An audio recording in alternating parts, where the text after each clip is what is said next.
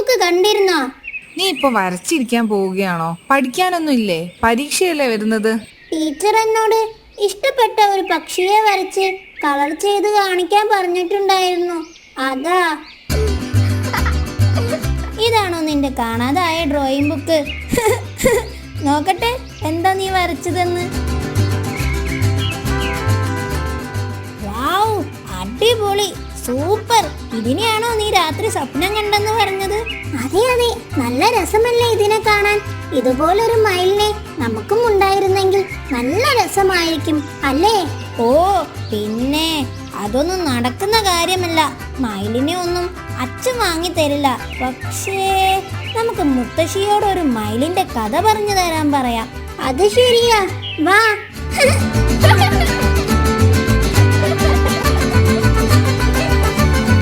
മുത്തശ്ശി, നമുക്ക് ഈ കോഴികളെ പോലെ വളർത്താൻ ഒരു മയിലിനെ കൂടി വാങ്ങിയാലോ? മയിലിനെയോ? അതെന്താ പെട്ടെന്നൊരു പൂതി?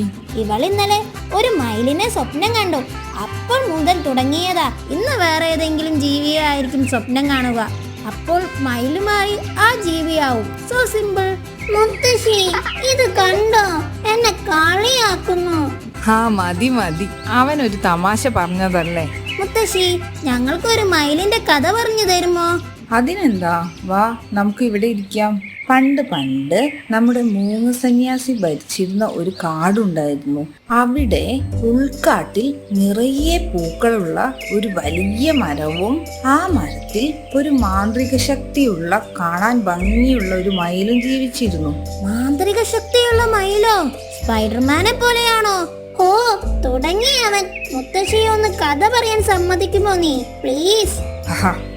അവൻ ചോദിക്കട്ടെ മോളെ. മയിലിന്റെ മാന്ത്രിക ശക്തി എന്താണെന്ന് അറിയാമോ? ഈ മയിലിടുന്ന മുട്ടകളെല്ലാം സ്വർണ്ണ മുട്ടകളായിരിക്കും. അങ്ങനെ ഒരു ദിവസം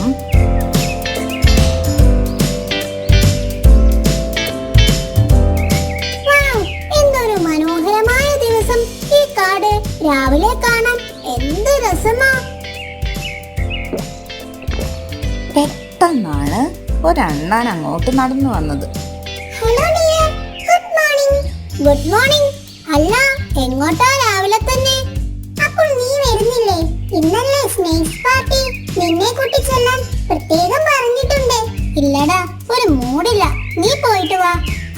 പിന്നെ പോയി വരുമ്പോൾ കുറച്ച് ഗുലാബ് ജാം എടുക്കാൻ മറക്കല്ലേ. ഓ, ഇങ്ങനെ ഒരു കൊതിച്ചിപ്പാറു. വല്ല ഷുഗറും വരും കേട്ടോ. അതൊക്കെ പോട്ടെ, നീ വരുന്നില്ലെങ്കിൽ വരണ്ട. ഗുലാബ് ജാം അത് ഞാൻ കൊണ്ടുതരാം. പക്ഷേ നീ എനിക്കൊരു ഉപകാരം ചെയ്യണം. എന്താ? നിന്റെ ഒരു സ്വർണ്ണമുട്ട തരണം. അവിടെ സ്നേക്സ് പാർട്ടി അലങ്കരിക്കാൻ വേണ്ടിയാണ്. നീ വന്നില്ലെങ്കിൽ എങ്ങനെയെങ്കിലും നിന്റെ സ്വർണ്ണമുട്ടയുമായി ചെല്ലാനാ എന്നോട് ആ പാമ്പേട്ടൻ പറഞ്ഞത്. പരിപാടി കഴിഞ്ഞ ഉടനെ ഒരു പോറലും കൂടാതെ തിരിച്ചെത്തിക്കാം. പോരെ please? I am very sorry മോനെ. ഞാനത് തരില്ലെന്ന് അവർക്കറിയാം, നിനക്കും അറിയാം. പാർട്ടിയാണെന്നൊക്കെ പറഞ്ഞ് പുതിയ അടവുമായി എത്തിയിരിക്കുകയാണല്ലേ. എനിക്കപ്പോഴേ തോന്നിയിരുന്നു. അതാ ഞാനില്ലെന്ന് പറഞ്ഞത്. എന്റെ സ്വർണ്ണമുട്ടകൾ ഞാൻ മൂന്ന് സന്യാസിക്ക് മാത്രമേ സമർപ്പിക്കുകയുള്ളൂ. അത് ഈ കാട്ടിലെ കൊച്ചു കൊച്ചു ഉറുമ്പുകൾക്ക് പോലും അറിയുന്നതാണ്. അതറിയാം. എന്നാലും അഥവാ ബിരിയാണി കൊടുത്താലോ? ഇതും പറഞ്ഞ അണ്ണാൻ അവിടെ നിന്നും പോയി. അങ്ങനെ അണ്ണാറക്കണ്ണൻ പാമ്പുകളുടെ കൊട്ടാരത്തിലെത്തി. ഹായ്, ഗുഡ് മോർണിംഗ് പാമ്പേട്ട. പാർട്ടിയായിട്ട് ആരെയും കാണുന്നില്ലല്ലോ. പാർട്ടിയൊക്കെ തരാം. ഞാൻ കൊണ്ടുവരാൻ പറഞ്ഞ സാധനം എവിടെ? എന്ത് സാധനം? ഓ, സ്വർണ്ണമുട്ട. സോറി, അത് അവൾ തരുന്നില്ലെന്ന് പറഞ്ഞു. ഇത് കേട്ട പാമ്പിന് ദേഷ്യം വന്നു. Get out house. ഇപ്പൊ ഇറങ്ങിക്കോണം. ഇതിങ്ങനെ വിട്ടാ പറ്റില്ല. എത്രയും പെട്ടെന്ന് ഗുണ്ട വിനുവിനെ വിളിച്ച് കാര്യങ്ങൾ സെറ്റാക്കാൻ പറയണം.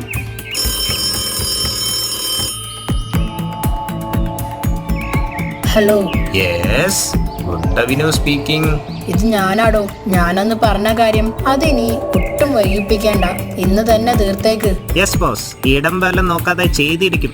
ചെന്നായ പാമ്പ് പറഞ്ഞതുപോലെ മയിലിന് വേണ്ട കെണിയൊഴുക്കി കുറ്റിക്കാട്ടിലൊളിച്ചു. അയ്യോ, രക്ഷിക്കണേ. ഹഹഹ. അവസാനം നീ എന്റെ കെണിയിൽ കുടുങ്ങി. ഇപ്പോഴാണ് എനിക്ക് സമാധാനമായത്. അയ്യോ, എന്നെ ഒന്നും ചെയ്യണ്ടേ പ്ലീസ്. നിന്നെ ഞാനൊന്നും ചെയ്യില്ല. നിന്നെ അങ്ങ് തട്ടിക്കളയാനാണ് പാമ്പേട്ടൻ പറഞ്ഞത്. അയ്യോ, എന്തിനെ? അവൻ നിന്റെ തൂവലോ മുട്ടയോ അങ്ങനെ എന്തൊക്കെയോ ചോദിച്ചപ്പോൾ നീ കൊടുത്തില്ല എന്നൊക്കെ കേട്ടു. അതൊക്കെ നിങ്ങളുടെ പേഴ്സണൽ പ്രോബ്ലംസ്. സോറി, എനിക്ക് എന്റെ ഡ്യൂട്ടി ചെയ്തേ പറ്റൂ. പക്ഷേ നിന്നെ ഞാൻ തട്ടില്ല. പാമ്പേട്ടന്റെ അടുത്ത് നിന്ന് കാശ് കിട്ടാൻ ഇച്ചിരി ബുദ്ധിമുട്ടാണ്. അതുകൊണ്ട് നമ്മുടെ അയൽവനത്തിലെ ആ മണ്ടനായ സിംഹരാജാവിനെ നിന്നെ വിറ്റ് ഞാൻ കാശാക്കും. ഇതും പറഞ്ഞ് ചെന്നായ മയിലിനെയും കൂട്ടി സിംഹരാജാവിനെ കാണാൻ പോയി. ചെന്നായ മയിലിനെ സിംഹരാജാവിന്റെ മുന്നിൽ ഹാജരാക്കി. വരണം വരണം. എവിടെയായിരുന്നു ഇത്രയും കാലം? ഏതാണ് ഈ മനോഹരമായ മയിൽ? ഇതിനു മുന്നേ കണ്ടിട്ടില്ലല്ലോ. പ്രഭു, ഇതൊരു മാന്ത്രിക മയിലാണ്. ഞാനിത് അങ്ങേക്ക് സമ്മാനമായി കൊണ്ടുവന്നതാണ്. മാന്ത്രിക മയിലോ? എന്താണ് ഇതിന്റെ പ്രത്യേകത? ഈ മയിൽ തിളങ്ങുന്ന സ്വർണ്ണ മുട്ടകളിടും. എന്ത്? തിളങ്ങുന്ന സ്വർണമുട്ടകളോ? അത് കൊള്ളാലോ. ഈ മയിലിനെ പറ്റി ഞാൻ ഒരുപാട് കഥകൾ കേട്ടിട്ടുണ്ട്. കൊള്ളാം. മന്ത്രി, ഈ മയിലിനെ പിടിച്ച് ഒരു സ്വർണക്കൂട്ടിൽ തന്നെ ഇടുക. അതിന് കഴിക്കാൻ ധാരാളം പഴങ്ങളും പച്ചക്കറികളും കൊടുക്കുക. ഒന്നുകൂടെ ആലോചിച്ചിട്ട് പോരെ പ്രഭു? ആലോചിക്കാൻ ഒന്നുമില്ല. അതിനെ കൂട്ടിലടച്ച് നമുക്കായി ഈ മനോഹര സമ്മാനം നൽകിയ ചെന്നായിക്ക് 100 കാട്ടുപണം കൊടുക്കുക. അങ്ങനെ കാട്ടുപണം വാങ്ങി കുറുക്കൻ അവിടെ നിന്നും സ്ഥലം വിട്ടു. ആ ചെന്നായി ഒരു പെരും കള്ളനാണ്. അവനെ നമ്മൾ എങ്ങനെ വിശ്വസിക്കും? അവൻ ഞങ്ങളുടെ അയൽവനത്തിൽ നിന്നുള്ള ആളാണ്. ഒരു പക്ഷേ ഈ മയിൽ ഒരു ചാരനായിരിക്കണം. ഉള്ളിൽ രഹസ്യ ക്യാമറയുണ്ടോ എന്ന് വരെ എനിക്ക് സംശയമുണ്ട്. ആണോ? എന്നാൽ അതാദ്യം പറയണ്ടേ? ഇനി ഒന്നും ആലോചിക്കാനില്ല. എത്രയും പെട്ടെന്ന് ഇതിനെ തുറന്നുവിടുക. അങ്ങനെ സിംഹരാജാവ് പറഞ്ഞ പ്രകാരം മയിലിനെ തുറന്നുവിടാൻ തീരുമാനിച്ചു.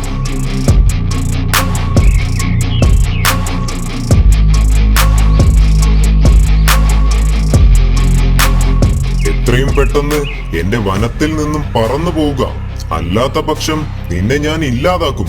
ഇത് കേട്ട മയിൽ പേടിച്ച് പെട്ടെന്ന് അവിടെ ഒരു സ്വർണമുട്ട ഇട്ടു. ഹായ്, സ്വർണമുട്ട. മയിൽ തന്റെ സ്വർണമുട്ടയും എടുത്ത് ദൂരേക്ക് പറന്നുപോയി. ഇത് കണ്ട സിംഹരാജാവിന് മന്ത്രിയോട് ദേഷ്യം വന്നു. മന്ത്രി പറഞ്ഞത് പ്രകാരമാണല്ലോ സ്വർണമുട്ട ഇടുന്ന മയിലിനെ തുറന്നു വിട്ടത്. തനിക്ക് പറ്റിയ അമളി മനസ്സിലായി കുറുക്കൻ വേഗം തന്നെ അവിടെ നിന്നും തടി തപ്പി. ഈ സമയം മയിൽ പറന്ന് മൂങ്ങസന്യാസിയുടെ വീട്ടിലെത്തി. നടന്ന കാര്യങ്ങൾ വിവരിച്ചു. മൂങ്ങ സന്യാസി തന്റെ കണ്ണുകൾ അടച്ച് മന്ത്രം ജപിച്ചു. മൂങ്ങ ദുഷ്ടനായ ആ പാമ്പിനെ ശപിച്ചു. അന്ന് മുതൽ പാമ്പിന് തന്റെ കൈകൾ നഷ്ടപ്പെട്ടു ഇഴഞ്ഞു നീങ്ങി. അതുപോലെ അന്ന് മുതൽ കുറുക്കനെ ആര് കണ്ടാലും കല്ലെറിയാനും മൂങ്ങ ആജ്ഞാപിച്ചു. അപ്പോ ആ മയിലോ? മയിൽ തന്റെ തെറ്റ് മനസ്സിലാക്കി അടുത്ത തവണ കൂടുതൽ ശ്രദ്ധ പുലർത്താൻ ശ്രമിച്ചു. എല്ലാവരെയും ചതിക്കുന്നവനെ വീഴ്ത്താൻ ഒരാൾക്കെങ്കിലും ആവും. ആലോചിക്കാതെ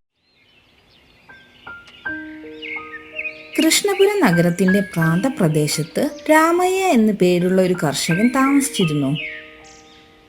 അയാൾ എന്നും രാവിലെ പാടത്ത് പോയി പണിയെടുത്ത് സന്തോഷത്തോടെ കഴിഞ്ഞു. ഒരു ദിവസം പതിവ് പോലെ അയാൾ പണി കഴിഞ്ഞു വരുമ്പോൾ ഒരു പാവപ്പെട്ട വൃദ്ധൻ വഴിയരികിൽ വിശന്നു വലഞ്ഞു നിൽക്കുന്നുണ്ടായിരുന്നു. മോനെ, എന്തെങ്കിലും തരണേ. ഭക്ഷണം കഴിച്ചിട്ട് ഒരുപാട് കാലമായി. രാമയ്യയുടെ കയ്യിൽ കുടുംബത്തിന് അന്ന് രാത്രി കഴിയാനുള്ള അരി മാത്രമേ ഉണ്ടായിരുന്നുള്ളൂ. എന്നാലും നല്ല മനസ്സിനുടമയായ രാമയ്യ തന്റെ കയ്യിലുള്ള അരിയിൽ നിന്നും കുറച്ചു പങ്ക് ആ വൃദ്ധന് കൊടുത്തു. ഇത് കണ്ട വൃദ്ധന് സന്തോഷമായി. വൃദ്ധൻ രാമയ്യയെ അനുഗ്രഹിച്ചു. നന്നായി വരും മോനെ. ഒരുപാട് കാലം സന്തോഷത്തോടെ ജീവിക്കാൻ പറ്റട്ടെ. എന്റെ പ്രാർത്ഥന എന്നും കൂടെ ഉണ്ടാകും. ഇതെല്ലാം രാമയ്യയുടെ അയൽവാസി അസൂയക്കാരൻ ഗോപാലൻ കണ്ടുകൊണ്ട് ദൂരെ നിൽപ്പുണ്ടായിരുന്നു. ഇവനെ ഇങ്ങനെ നല്ല പിള്ള ചമയാൻ വിട്ടാ ശരിയാവില്ല. ഇവനെപ്പറ്റി നാട്ടുകാരുടെ ഇടയിൽ എന്തെങ്കിലും പറഞ്ഞു പരത്തണം, എന്നാലേ എനിക്ക് സമാധാനമാവൂ. അങ്ങനെ അസൂയക്കാരൻ ഗോപാലൻ രാമയ്യ വൃദ്ധന് ഭക്ഷണം കൊടുക്കാത്തതിനാൽ ആ വൃദ്ധൻ ശപിച്ചു എന്നും രാമയ്യ ഇനി മുതൽ ആരുടെ മുഖത്ത് നോക്കുന്നോ അവരുടെ വിശപ്പ് ഇല്ലാതാവുമെന്നും നാട്ടിലാകെ പറഞ്ഞു വരുത്തി. നാട്ടുകാരത് വിശ്വസിക്കുകയും ചെയ്തു. അതുകൊണ്ട് തന്നെ രാമയ്യനെ കാണാൻ എല്ലാവരും മടിച്ചു. അങ്ങനെ രാമയ്യ വീടിന് പുറത്തിറങ്ങാതെയായി. വീട്ടിൽ പട്ടിണിയായി. ഇത് കണ്ട് സഹികെട്ട ഭാര്യ മന്ത്രിയുടെ ഭാര്യയെ കണ്ട് മന്ത്രിയോട് എങ്ങനെയെങ്കിലും പറഞ്ഞു സഹായിക്കാൻ അഭ്യർത്ഥിച്ചു. നിങ്ങൾ അറിഞ്ഞില്ലേ രാമയ്യയുടെ കാര്യം? ആ അറിഞ്ഞു. എന്തേ? ഒന്നുമില്ല, രാമയ്യയുടെ ഭാര്യ ഇവിടം വരെ വന്നിരുന്നു നിങ്ങളോട് സഹായം ചോദിക്കാൻ. ഞാൻ നാളെ അവന്റെ കാര്യം രാജാവിനോട് ഒന്ന് സംസാരിക്കട്ടെ, എന്നിട്ട് നോക്കാം.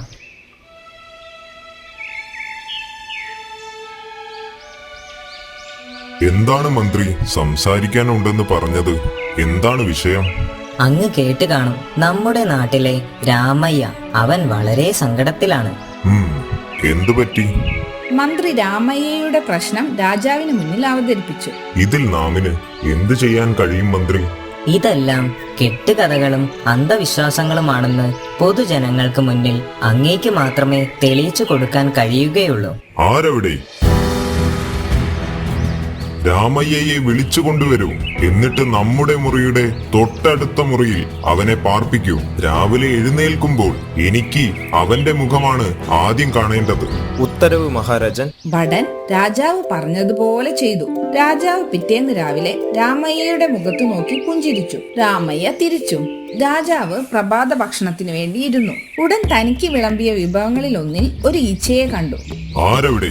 പുതിയ പ്രഭാത ഭക്ഷണം എത്രയും പെട്ടെന്ന് ഉണ്ടാക്കി കൊണ്ടുവരൂ. എന്നാൽ പാചകക്കാരൻ പുതുതായി ഉണ്ടാക്കിയ പ്രഭാത ഭക്ഷണം കൊണ്ടുവന്നപ്പോഴേക്കും രാജാവിന് വിശപ്പ് നഷ്ടപ്പെട്ടിരുന്നു.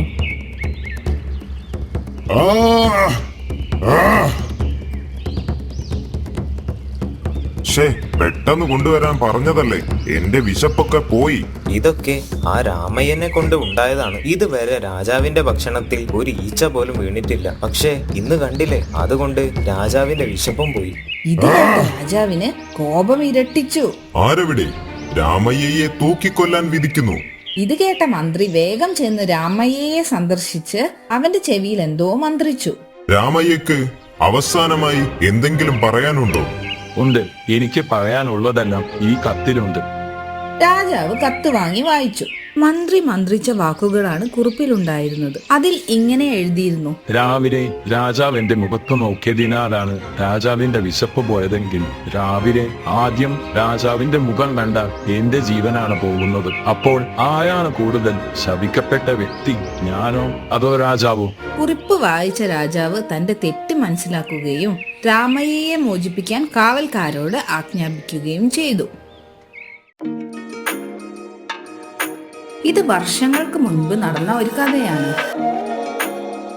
ഒരിക്കൽ കൃഷ്ണപുരം രാജ്യത്തെ ഒരു ചെറിയ കർഷകൻ ഒരു കൊള്ളപ്പലിശക്കാരിൽ നിന്നും കുറെ പണം കടം വാങ്ങി.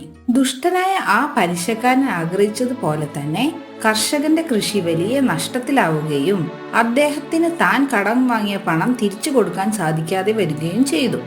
ഈ തക്കം നോക്കിയിരുന്ന പലിശക്കാരൻ കർഷകന്റെ വീട്ടിലെത്തി പണം ആവശ്യപ്പെട്ടു. രാമയ്യോ, നീ എന്താ ഈ പാവപ്പെട്ടവരെ കാണുമ്പോൾ മുങ്ങി നടക്കുന്നേ?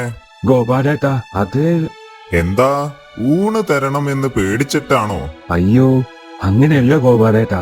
എങ്ങനെയൊക്കെ ആയാലും നീ എന്നെ വന്ന് കാണില്ലെന്നറിയാം.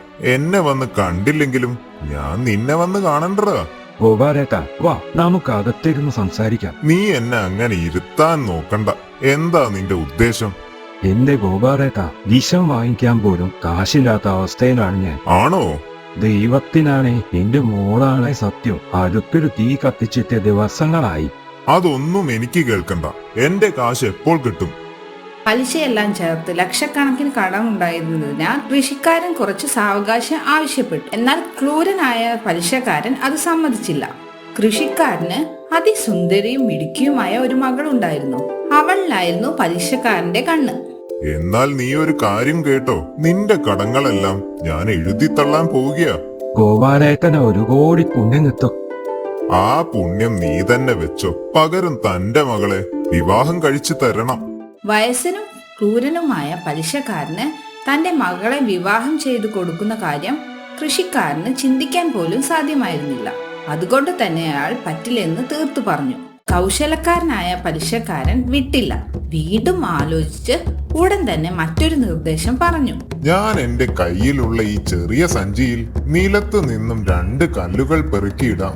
2 എണ്ണം വെളുത്തതും മറ്റൊന്ന് കറുത്തതും. നിങ്ങളുടെ മകൾ കണ്ണടച്ച് അതിൽ നിന്നും ഒരു കല്ലെടുക്കട്ടെ. എടുക്കുന്നത് വെളുത്ത കല്ലാണെങ്കിൽ നിങ്ങളുടെ മുഴുവൻ കടവും ഞാൻ എഴുതി തള്ളാം. അതല്ല, കറുത്ത കല്ലാണ് എടുക്കുന്നതെങ്കിൽ മകളെ എനിക്ക് വിവാഹം ചെയ്തു തരണം. എനിക്ക് ആലോചിക്കാൻ കുറച്ചു സമയം തരണം. എത്ര വേണേലും സമയം എടുത്തുകൊള്ളുക. നാളെ ഞാൻ ഇതേ സമയം വീണ്ടും വരും. മകളെ അണിയിച്ചൊരുക്കി നിർത്തുക. അപ്പൊ ശരി. ഇതും പറഞ്ഞ് കൊള്ള പലിശക്കാരൻ അവിടെ നിന്നും നടന്നുപോയി. കൃഷിക്കാരൻ തന്റെ മകളെ വെച്ച് അങ്ങനെ ഒരു ഭാഗ്യ പരീക്ഷണത്തിന് തയ്യാറല്ലായിരുന്നു. എന്നാൽ അച്ഛന്റെ പ്രയാസം അറിയാവുന്ന മകൾ ആ വ്യവസ്ഥ സമ്മതിച്ചു. അച്ഛന്റെ കടങ്ങളെ അങ്ങനെ വീടുമെങ്കിൽ വീടട്ടെ. എനിക്ക് സമ്മതമാണ്. എന്റെ അച്ഛൻ സങ്കടപ്പെടരുത്. ഇല്ല മോളെ, നിന്നെ ഞാൻ ആ ക്രൂരനെ ഒരിക്കലും വിട്ടുകൊടുക്കില്ല. ദൈവം എന്തെങ്കിലും വഴി കാണിച്ചു തരാതിരിക്കില്ല.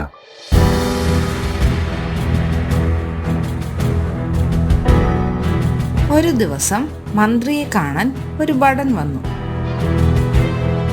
അങ്ങയെ കാണാൻ ആ കൃഷിക്കാരൻ രാമയ്യ വന്നിട്ടുണ്ട്. ഓ, വരാൻ പറയൂ. രാമയ്യ നടന്ന കാര്യങ്ങൾ മന്ത്രിയോട് വിവരിച്ചു. മന്ത്രി മകൾക്ക് ആ ചതിയിൽ നിന്നും രക്ഷ നേടാനുള്ള തന്ത്രം ഒരു കത്ത് രൂപത്തിൽ കൊടുത്തയച്ചു. അങ്ങനെ പിറ്റേ ദിവസം പലിശക്കാരൻ വന്നു. പലിശക്കാരൻ ഉടൻ തന്നെ 2 കല്ലുകൾ പെറുക്കി തന്റെ സഞ്ചിയിലേക്ക് ഇട്ടു.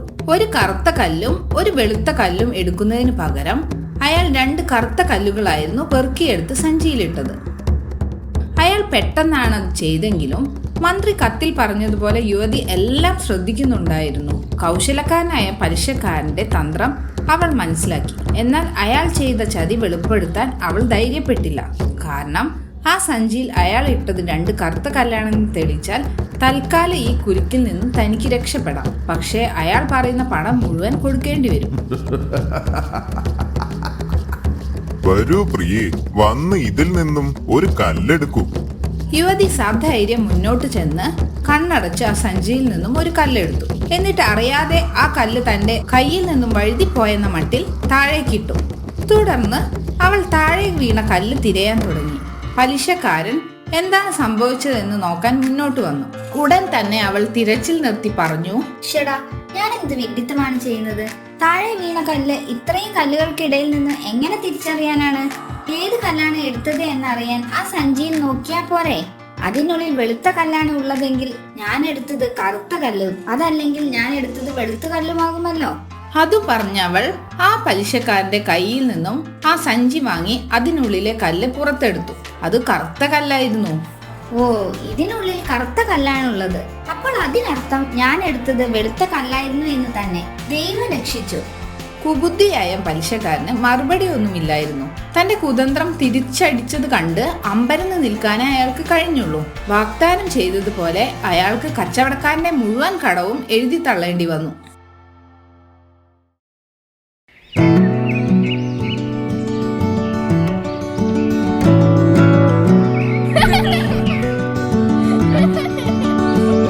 ഗുഡ് മോർണിംഗ് മുത്തശ്ശി. Good morning, good morning. എങ്ങനെയുണ്ട് നമ്മുടെ പുതിയ വീട്? എല്ലാവർക്കും ഇഷ്ടപ്പെട്ടോ? അടിപൊളി, സൂപ്പർ ആയിട്ടുണ്ട്. മുത്തശ്ശി വാ, നമുക്ക് പുറത്തൊക്കെ ഒന്ന് കറങ്ങി കാണാം. ഓക്കെ, എന്നാൽ വാ.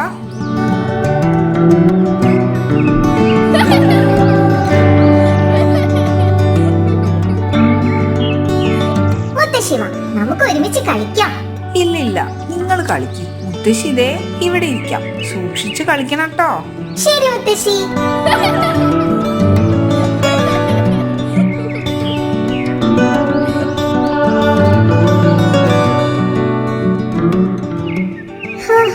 മുത്തശ്ശി കളിച്ചു ക്ഷീണിച്ചു അല്ലേടാ? അതെ അതെ, എന്നാലും നല്ല രസമുണ്ട് അല്ലേ നമ്മുടെ പുതിയ വീട്? കളിക്കാൻ സ്ഥലം തൊട്ടടുത്തായി പുഴ.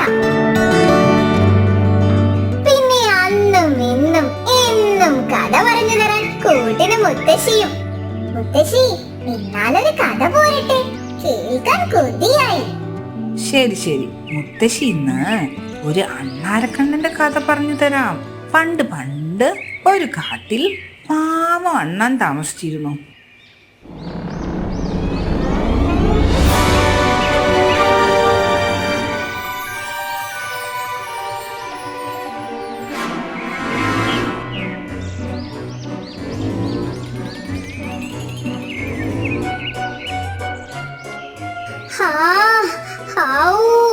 അമ്മേ, രാവിലെ തന്നെ വിശന്നിട്ട് വയ്യല്ലോ. എന്തെങ്കിലും തിന്നാൻ കിട്ടുമോ എന്ന് പോയി നോക്കാം. അങ്ങനെ നമ്മുടെ അണ്ണാരക്കണ്ണൻ ഭക്ഷണം തേടി യാത്ര പുറപ്പെട്ടു.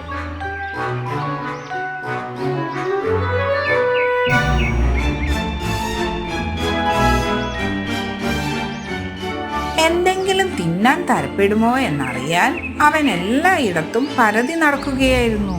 നടന്ന് നടന്ന് കാടിന് നടുവിലുള്ള ഒരു വലിയ മാവിന് മുന്നിലെത്തി. അതാ മരക്കൊമ്പിൽ ഒരു നല്ല പഴുത്ത മാമ്പഴം കിടന്നാടുന്നു.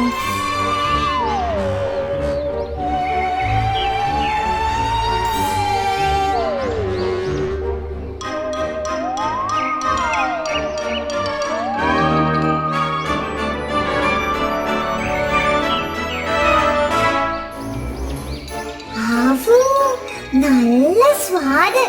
അവിടെ ഇരുന്ന് തിന്നുന്നത് അപകടമാണ്.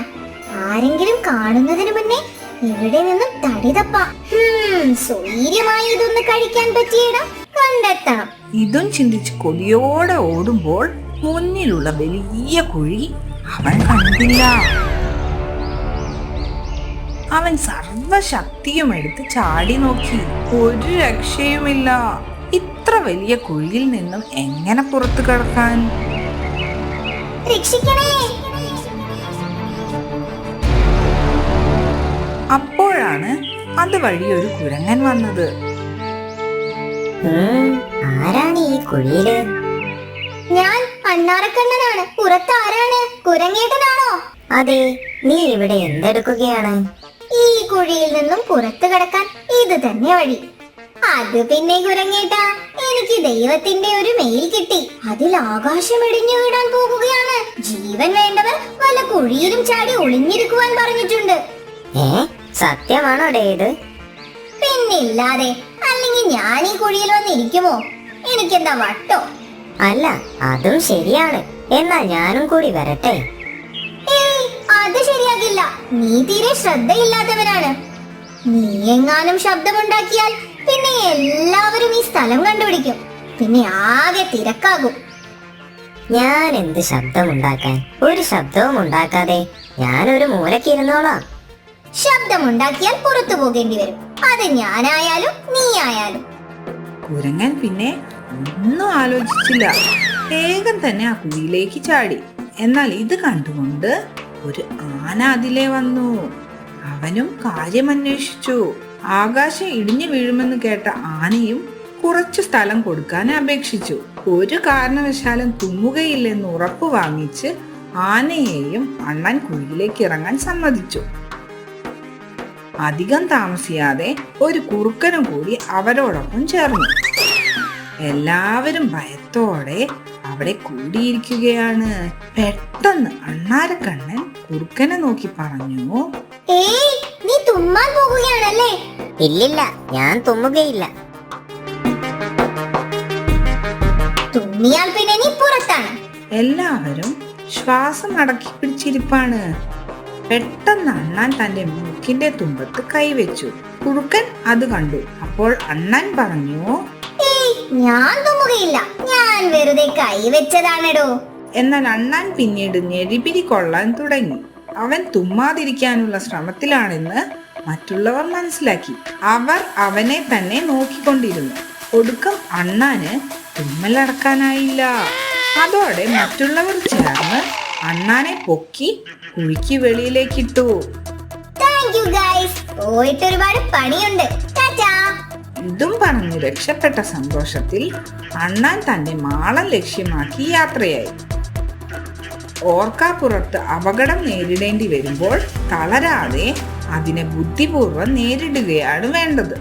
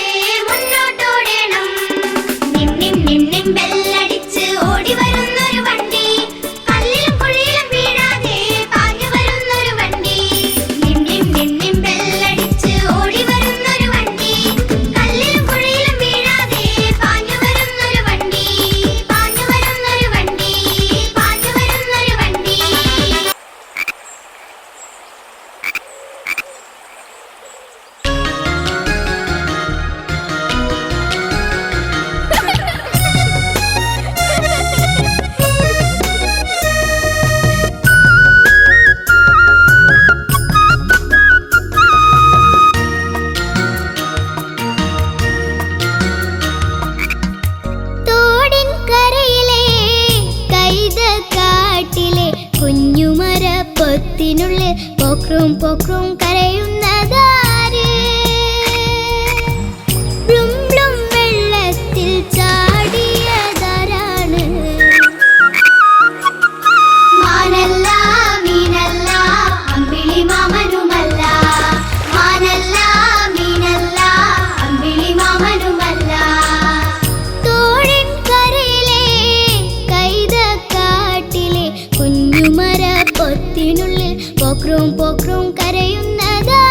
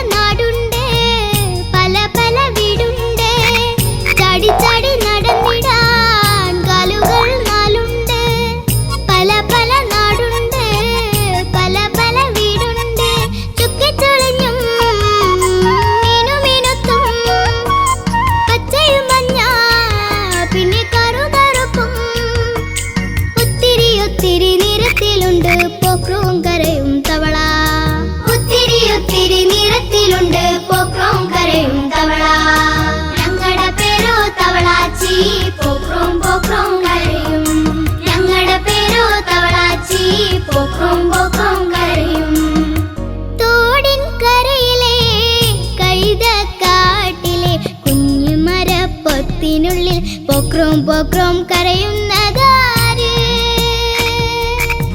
പ്ലും പ്ലും വെള്ളത്തിൽ ചാടിയതാരാണ്? മാനല്ല മീനല്ല അമ്പിളി മാമനുമല്ല, മാനല്ല മീനല്ല അമ്പിളി മാമനുമല്ല. തോടിൻ കരയിലെ കൈതക്കാട്ടിലെ കുഞ്ഞുമരപ്പൊത്തിനുള്ളിൽ പൊക്രോം പൊക്രോം കരയുന്നതാര്?